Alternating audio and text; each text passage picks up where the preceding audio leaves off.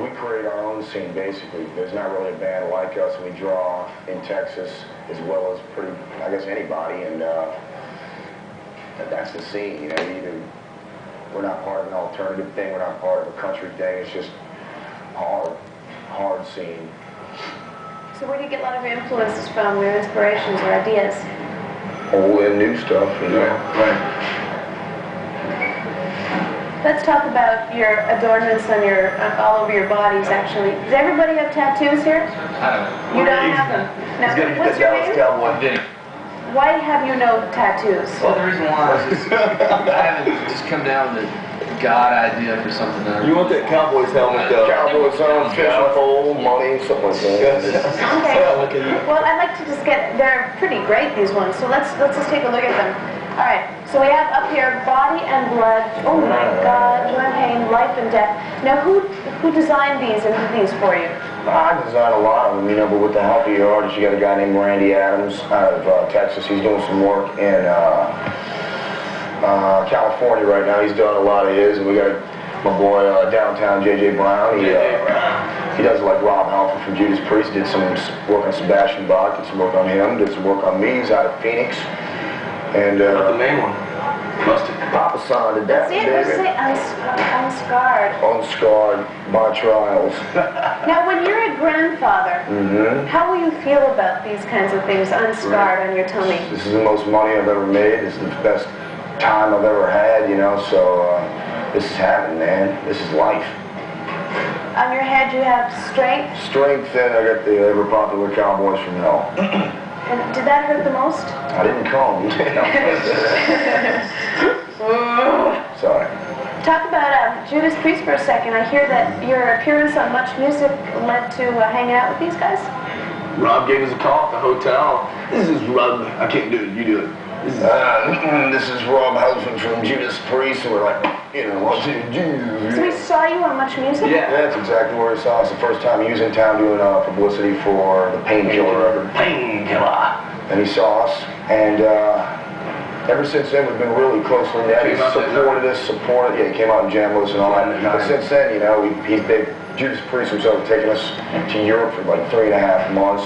He's kept in touch, and you know, he's doing his solo thing now. He's not apart from Judas Priest like many people think. He just departed to do a solo thing, and he's, you know, wants us to jam with him or help him out with ideas and stuff, along with, you know, a lot of his other friends. And it's we're going to support him as much as he supported us. Now you're also hanging out with Skid Row these days. You're opening up for them, but I understand that you're getting a little more attention than them these days. I wouldn't say that, really. You know, We've been touring for quite a while.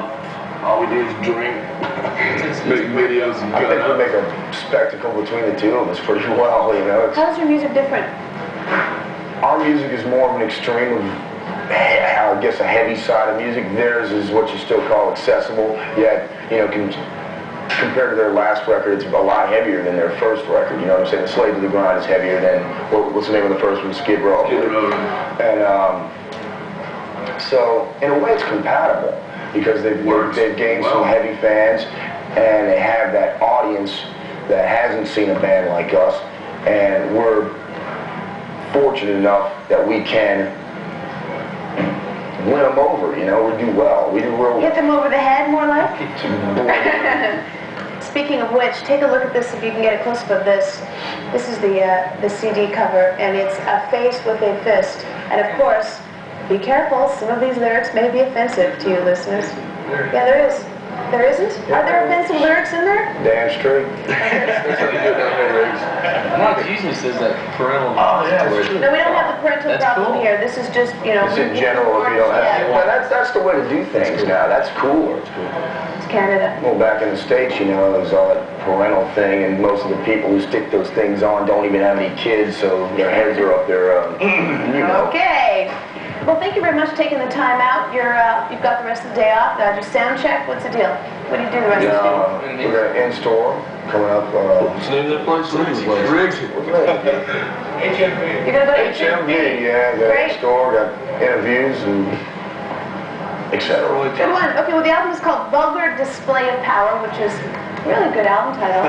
And the video that we're going to see is... Mouth for War. Now tell me about what it's about. I'll tell you that it's the #1 ever debuting metal single in the history of what?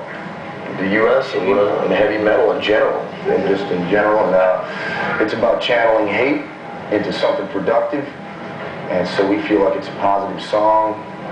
Let it rip. Wait, before we do that, I just want to ask you one question. When I was reading about you guys, the band said that they're not only angry, but very angry in general. Now, where does this anger come from?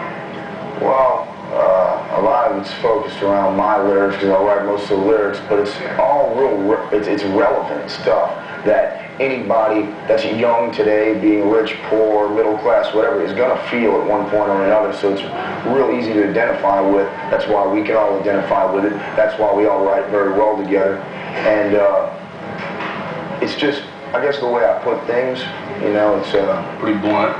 Yeah, I'm not going to beat around the bush and make a big, pretty rhyme out of something and sugarcoat it just to make it sound nice on a record. Now, what happens if you sell a couple million copies of this and you get rich and life doesn't seem so hard? Then I'll write a record. I'll write lyrics to how I feel that week. Cool. And that's the truth. Right on. Thank you very much. Absolutely. Okay, you guys, this is Pantera on Much.